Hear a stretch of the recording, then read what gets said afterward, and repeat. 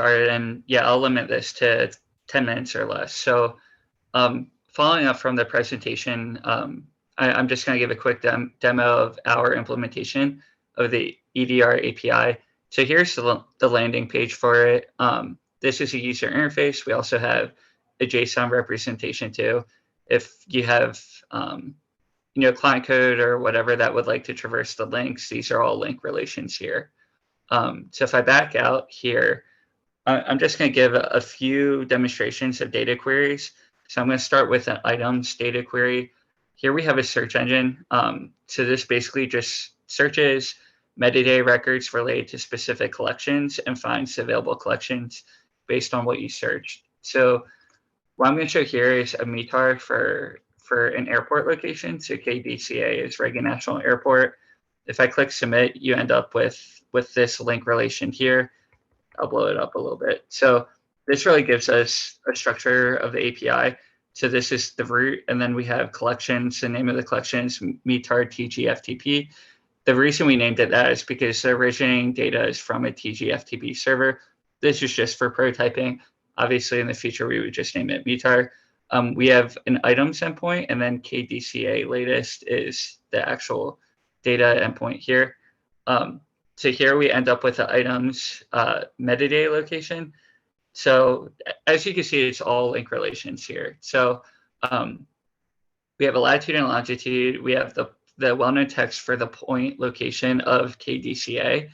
And then here we have the actual data locations. So now it says collections, METAR, TGFTP, and then locations. You see these different output formats. We have text, JSON, and XML. From the originating data, we have, it's basically accessing a text file containing this text. Now, the value that the EDR API is offering here is number one, the searchability. The TGFTP site, you cannot search for a METAR location. You have to go through the list of locations and find KDCA. But also within the EDR API, we have some code in there to transform the text into a JSON output. So here, this obviously would be very helpful to application developers who could just hit, like the key and value pairs and get the data that they need. Some users really like XML too. So this is in the form of iWixom, which is very popular in the aviation world. So here, for this specific use case, we basically have locations, 4 METARs, and we're offering that into 3 different output formats. Let me back out and get into some of the more interesting queries. So our GFS collection, like I mentioned, it begins in Grib, and we're transforming it into ZAR, and then offering different geometry types and output formats. So if I search for temperature isobaric, so this will bring us to, there's many collections containing that data, but this is the latest 0Z run of the GFS. So if I click here, we end up with the position, area, cube, trajectory, and corridor queries. If you think back on the presentation and visualize that slide that had the different geometries, these are the geometries that we were describing. Again, this endpoint too contains additional metadata. So if you had a client that needed to know the available forecast times, that metadata is included here. The different isobaric levels are included, and the different weather variables here. So we have vertical velocity is one of them. We had search for temperature, so temperature is included in here too. Let me just I'll do an area query here. So this is a user interface that helps users visualize the data. So if I select a pretty large area here, our chunk sizes, I can't remember off the top of my head, but they're relatively large. So the performance should be decent for the geospatial region being selected. I'll select the time range and different isobaric levels. So these are in Pascal. So it's these are areas close to the surface. If I click show data, here you can see the coverage JSON. That this leaflet layer is a coverage JSON reader. You can see the output format here is coverage JSON. You can see, let me change the palette really quick to a temperature palette. And then you can see the different levels rendering on the map and the different times as well. The cool thing here is this helps the user visualize the data, but also if if you're developing your own client, you want access to the actual data. So this UI helps you create the query. Then you could look at the actual query parameters here in the URL bar. So that could be pretty valuable if you know there's queries that you would like to repeat over and over again.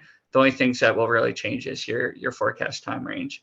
We're also offering a GRIB output. So if I click that, we'll have GRIB download to the browser. A curl command could also get you the file within wherever you're running a curl command or a wget. And then we have NetCDF and then Cloud Optimized GeoTIFF as well. Cloud Optimized GeoTIFF is interesting. We just started developing that maybe about a few weeks ago. And it mainly handles, just like latitude, longitude, and like a time or like a weather variable. So obviously I made a multi-dimensional query here and zipping many Cloud Optimized GeoTIFFs into this zip output. Full disclosure, we're newly developing the Cloud Optimized GeoTIFF. So typically with Cloud Optimized GeoTIFF, you would hit a location and then be able to parse the data from that location. So a zip may be counterproductive here. I need to research, better ways to disseminate Cloud Optimized GeoTIFF. But the purpose here is we're abstracting the users from the originate GRIB data and providing a much easier interface to query the data, as well as additional output formats. I know I'm running a little bit short on time, so I'm going to skip to trajectory here. So trajectory is another pretty interesting one. We have an XYZT trajectory. If I again do temperature, you could do a polyline across the Atlantic Ocean, kind of simulating like a forecast, a flight plan or something like that. And then here we have different isobaric levels. So I'm just arbitrarily going to pick these very quickly. And then different forecast times as well. Again, these all become structured URL endpoints. So if you had some type of flight simulation or flight plan software, you could easily construct the queries here. So just bear with me for one more second.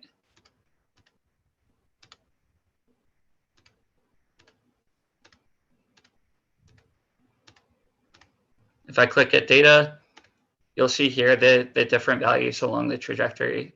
What I'll need to add here is the resolution between the waypoints as well. So you should be able to get a full swath of a trajectory across the Atlantic Ocean here. That's a coverage JSON output. We also have a NetCDF output as well, which will download to your browser.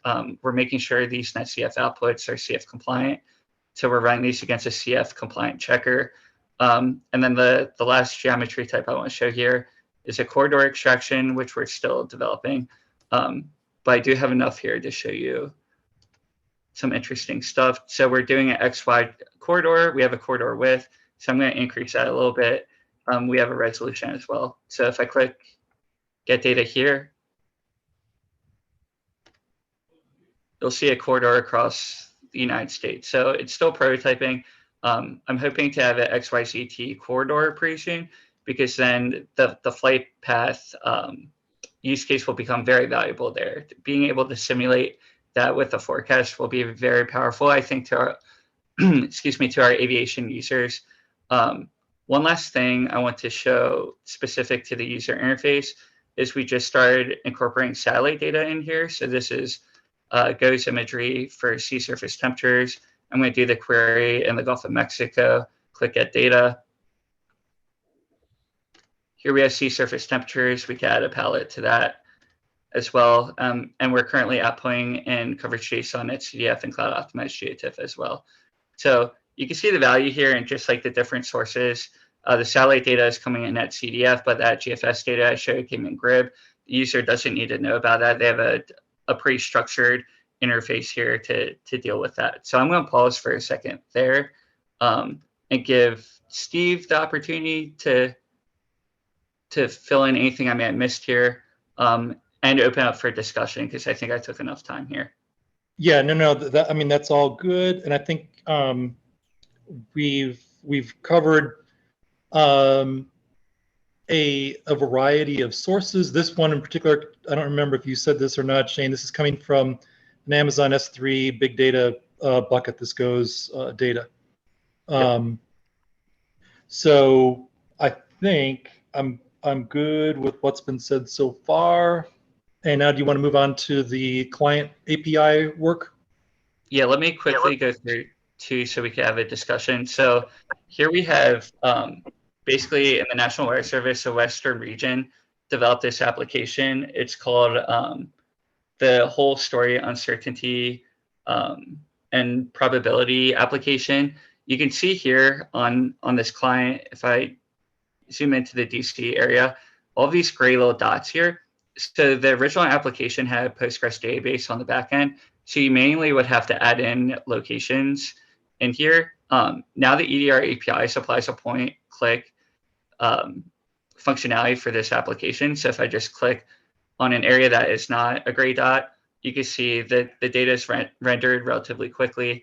It is, I believe, this is old data right now. They're running maintenance on it, but even still, you could point and click anywhere on the map, and it gives you the nearest grid point for that location. So you can see clearly how the EDR API can really enhance an application like this where you're looking for a point and click. One more thing to show here is we have this wind stream visualization. So for a specific forecast time and a specific isobaric level, we could select a region on the map. And what this does is it takes the UMV components of the wind from the GFS collection. And what's happening here is the client is turning the UMV components of the wind into a global wind direction and global wind speed. So this really ties well with the emerging OGC API standards. One of the emerging standards is the processes API. In the future, I would like all of the process not to be within the client, but you put a process API accessing the EDR API, and now you have APIs talking to each other. And the only thing needed here from the client is access to the process API. You don't need to do all the processing on the back end of the client. You now just have access to an API. So I think that kind of shows how APIs could be really, really valuable in situations like this. So I think at this point, we can open up to any questions or discussion or anything like that. Thank you, Shane. So yeah, I'll open any questions. I do have a few. Yeah, I have one too. Yeah, Rich. Sure, go ahead. No, Rich, go ahead. Okay. Yeah, guys, this is cool. I'm wondering, like on the back end, I guess the implementation is up to the provider, but because you're specifying the API, right? But then you have a reference implementation, I guess, that you're showing here, or at least some implementation. I'm wondering on the back end of that, the performance of that is going to be. How do you handle the performance on the back end? Is that scaling up instances, or is like, how does that work? Yeah, that's a great question. And basically right now we started the extraction of, originally this implementation was one Docker file, so one container containing all of the ingest and the API interface as well. We've begun to separate out the components where now we're using Docker Compose to build the implementation. So now it's two containers, one for ingest and one for the API. Now, where you're going with this, you can start to scale that out even more, where you start to use Kubernetes or something along those lines, where you start to scale out to many different containers, maybe many different EC2 instances. We haven't even gotten to that level yet. I think right now we're in prototyping stages. When we start to move towards a production-like environment, we will definitely want to have that scalability. And for me right now, it just starts with separating out the components right now of the actual application. Yep, cool. Thanks, Shane. So I think we have like 5 minutes. I just saw the note that we need to. So yeah, it seems very short for discussion. Any other questions? So one quick question I have, Shane, is like, for example, like, now you have like a specific data formats that you support, right? So is that going to be a part of the discussion, like, when you expand your capabilities for API, where you'll start to add more data format support, or how does it work? Yeah, that's a really good question too. So I think right now with prototyping, we're basically trying to to figure out what data formats are most appropriate to the specific EDR API collection. I think as we get requirements for certain types of data, that will help drive what type of output formats we supply as well. I think also the other element is the different sampling geometry types. Obviously, for a point, you won't want like a grid output. So certain things come into play there too. But I think the modular design of the implementation and the flexibility of the standard allow you as a data provider to decide what output formats come into play here.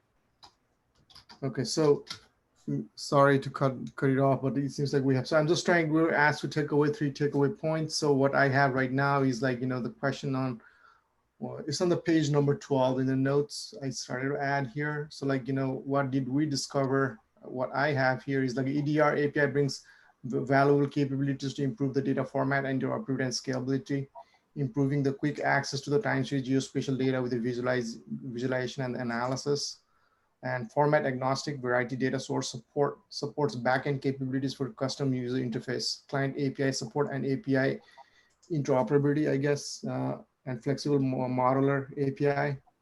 Yeah, that looks good. And how can we help each other? OGC standard API that allows collaboration. Anything else you want to add here on that